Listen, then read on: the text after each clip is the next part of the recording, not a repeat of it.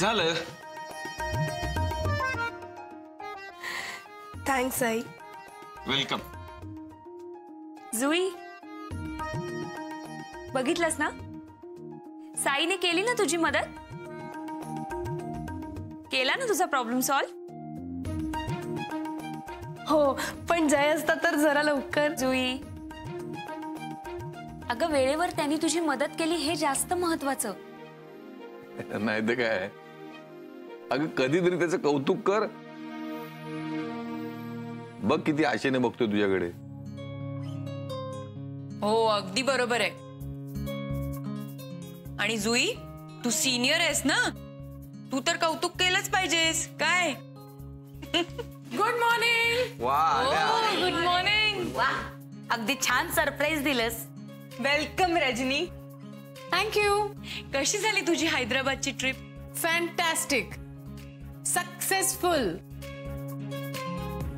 होणारच successful. Rajani madam किल्ल्यावर झेंडा लावल्याशिवाय कधीच परत येत नाहीत. आणि त्यांच्याकडून शिकण्यासारखं पण नाहीये. खरंय, माझ्याकडून लई शिकण्यासारखं आहे, पण माझ्या खुर्चीवर बसून नाही शिकतायत. सॉरी रजनी मॅडम, माझ्या लक्षातच नाही आलं. It's okay. म्हणजे तुमच्या खुर्चीत बसून तुमचे गुण माझ्यात येणार नाही हे मान्य आहे,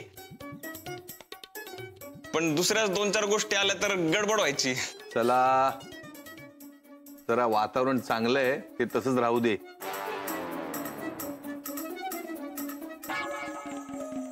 अरे हाय अदिती, अजून इथेच?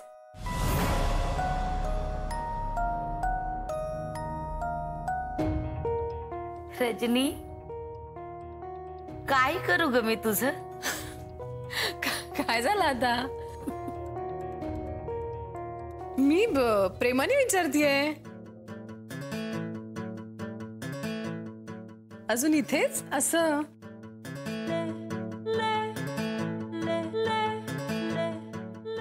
मला आईसाहेबांना भेटायचंय, रिपोर्ट करायचंय त्यांना. आले जा.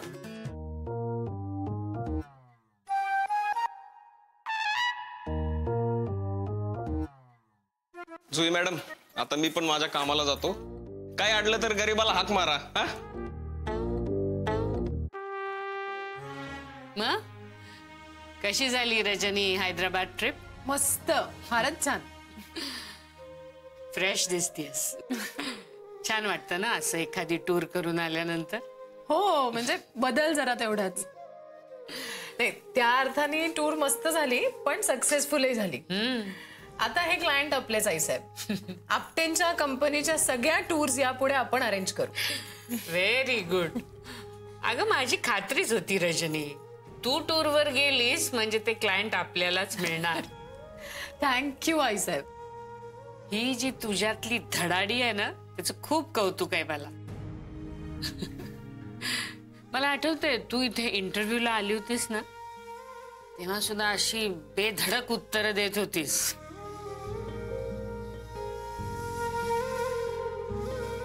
तुझ्यातला कॉन्फिडन्स, स्पष्ट वक्तेपणा, प्रामाणिकपणा खूप आवडला मला आणि अविनाशला सुद्धा.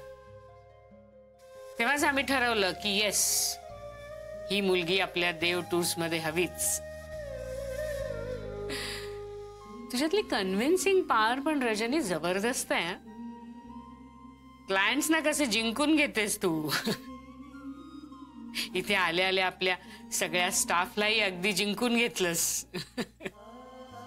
हो, मला खूप छान वाटतंय तुम्ही असं कौतुक वगैरे करताय. पण अचानक कसं?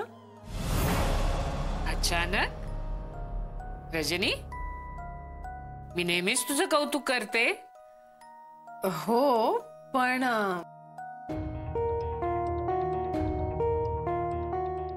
आज तुला मला आणखीन एक गोष्ट सांगायची. गेल्या काही दिवसात आपल्या ऑफिसमध्ये जे काही घडलं ते घडलं. अविनाशने अदितीच्या बाबतीत निर्णय घेतलेला आहे. अदिती आता इथेच काम करणार आहे. तू मध्ये टूरवर गेलीस, ऑफिसमध्ये नव्हतीस काही दिवस, म्हणून तुला सांगते. आता हा विषय ऑफिसात सगळ्यांनी बंद केलेला आहे. कोणीच या विषयावर बोलत नाही आणि माझी खात्री आहे तू सुद्धा बोलणार नाहीस.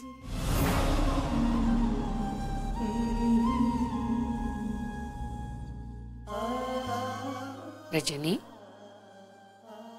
आपलं हे कुटुंब आहे देव टूर्सचं, त्याच्यात आपण सगळेजण आपापली सुखदुःख शेअर करतो, प्रेमाने मिळून मिसळून राहतो. तेव्हा कुणाबद्दल कसलेही गैरसमज किंवा अढी मनात ठेवू नकोस. त्यामुळे विनाकारण दुरावा वाढतो ना. तू खूप चांगली मुलगी आहेस रजनी. कुणाला दुखवावं असं तुझ्या मनात सुद्धा नसतं, मला माहितीये. फक्त जे आहे ते स्पष्टपणे बोलून मोकळं व्हायचं, हा तुझा स्वभाव आणि तो चांगलाच आहे. पण कधी कधी काय होतं, अनवधानाने माणसं दुखावतात. त्याची थोडी काळजी घ्यायची.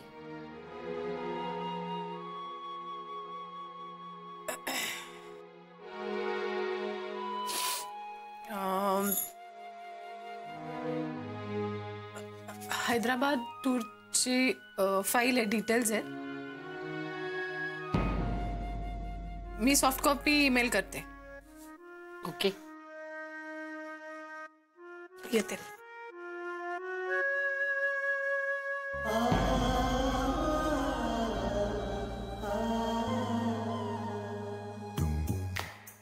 सगळं कसं शांत शांत वाटत होतं काही क्षणाआधी, आणि आता काय झालंय?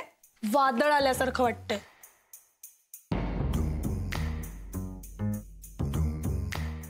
तुम्ही आता ना हा विषय संपवा. तू तर जुई बोलूच नकोस. एकदा वादळ सुरू झालं तर शांत व्हायला किती वेळ लागतो ते.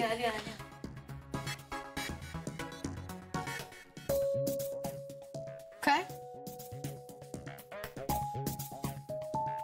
कुठं आहे?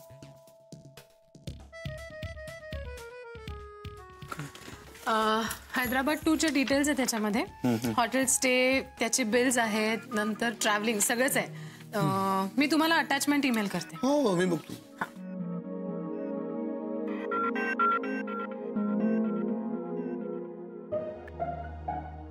हाय जय. अरे रजनी, कधी आलीस तू? ठीक आहे, आत्ताच 10-15 मिनिटं होतात. कशी झाली ट्रिप तुझी? मस्त, छान झाली.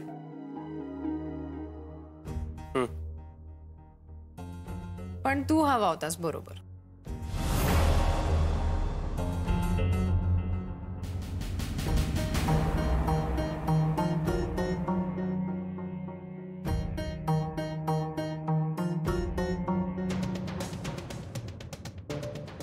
मग बाकी कसं आहेस? मी मस्त, मजेत.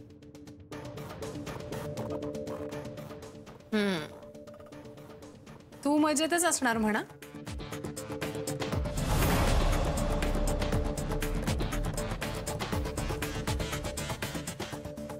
चला कामाला लागा.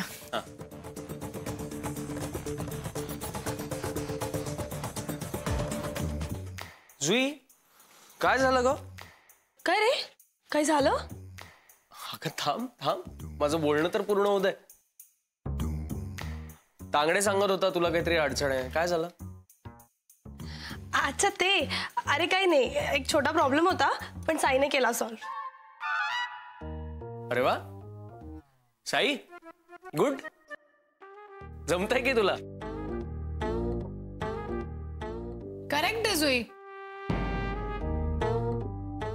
साई प्रसाद करेक्ट आहे तुझ्यासाठी.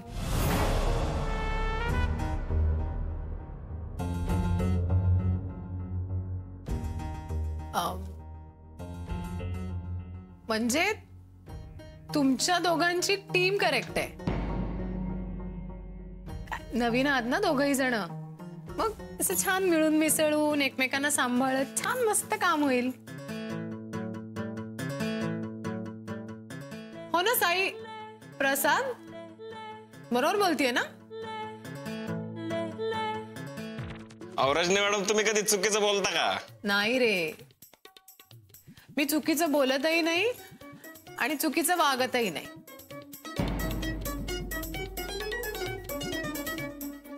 ना जय?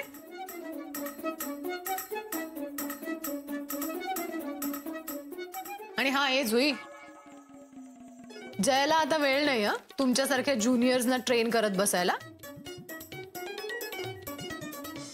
रजनी मॅडम, तुमच्या बोलण्याच्या मागचं हे तुम्हाला माहित नाही, पण जे बोलताय ते एकदम करेक्ट आहे बरं का. म्हणजे जय खरंच लय बिझी असतो, किती वर्कलोड असतो त्याच्याकडे. जय, तुझा वर्कलोड तू आदिती मॅडम बरोबर शेअर का नाही करत?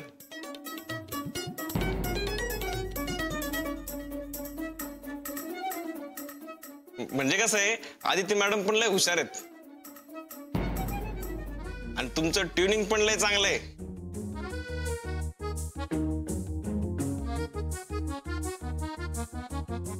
बरोबर ना रजनी मॅडम?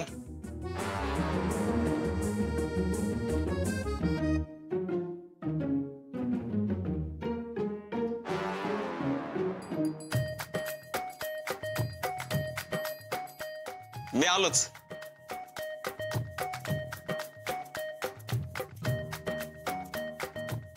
जय, हे माझं पहिलं प्रोजेक्ट आहे. मी खूप एक्साइटेड आहे. मग आता ट्रीट हवी आहे आम्हाला. कसली ट्रीट? अरे पहिलं प्रोजेक्ट आहे ना तुझं. नक्की देईन ट्रीट. हा. आपण जाऊ.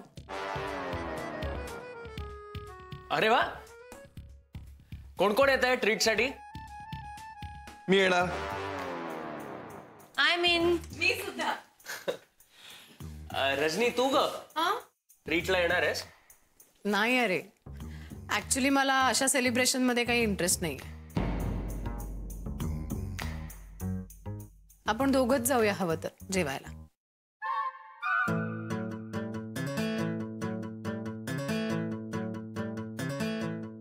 एनिवे, मला जरा मीटिंगला जायचंय. मी आलेच. वादळ आलं आणि गेलं सुद्धा. जुई, आपण जाऊया सगळे.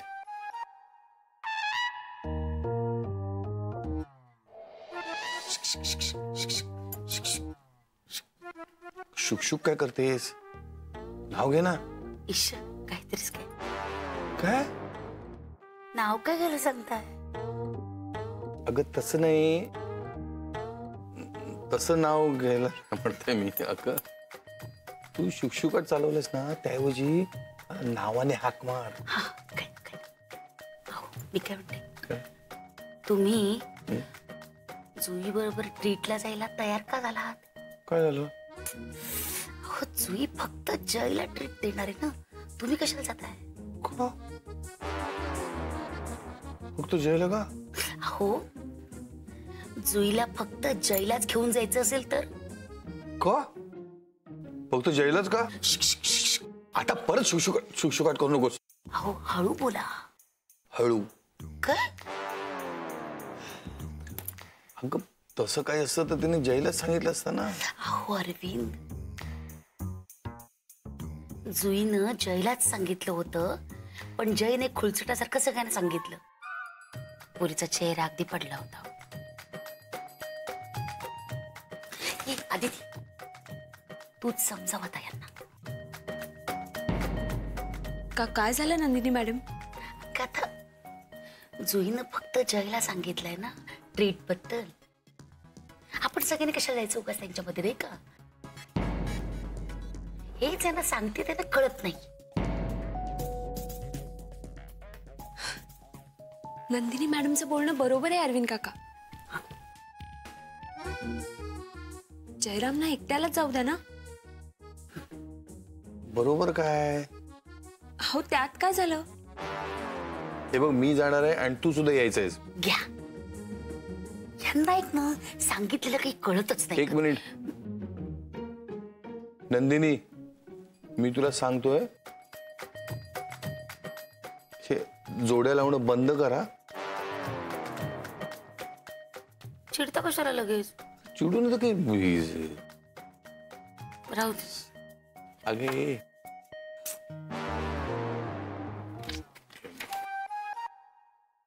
जुई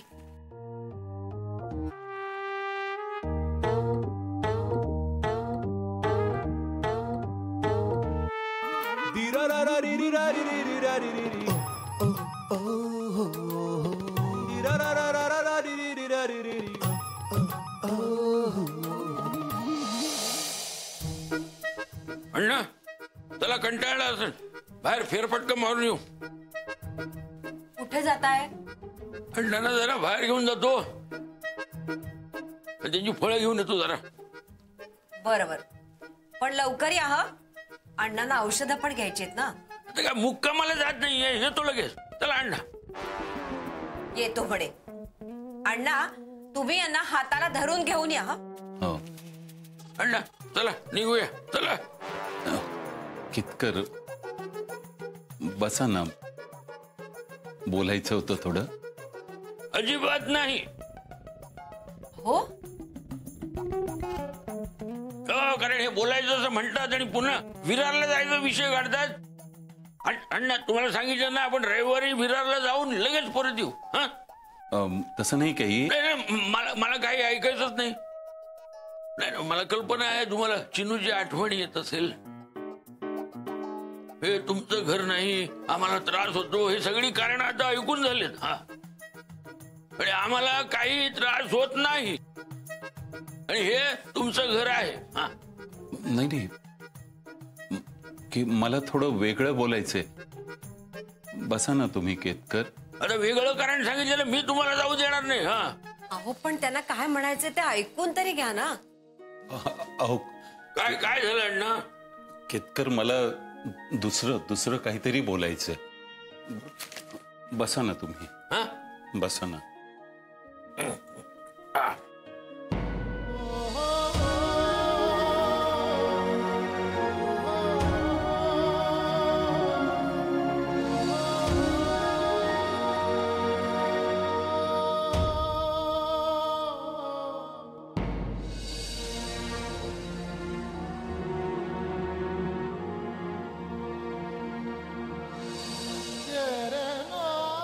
हे काय अण्णा?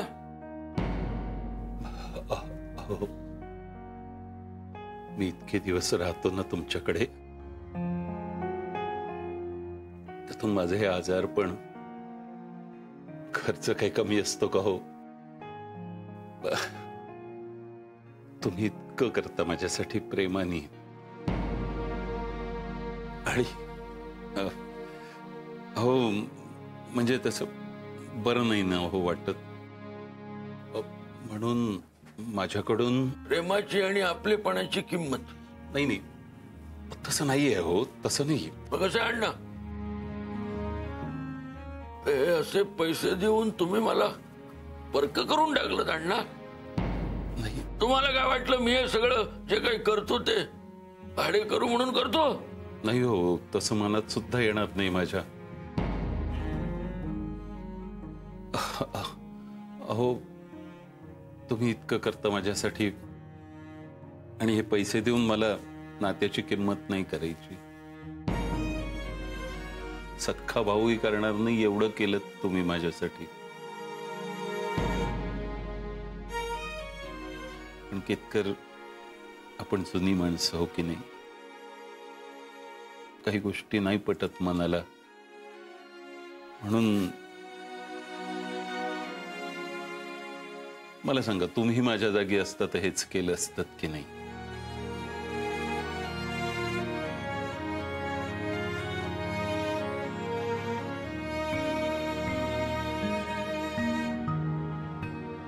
नाही, कृपा करून कसलाही गैरसमज करून घेऊ नका.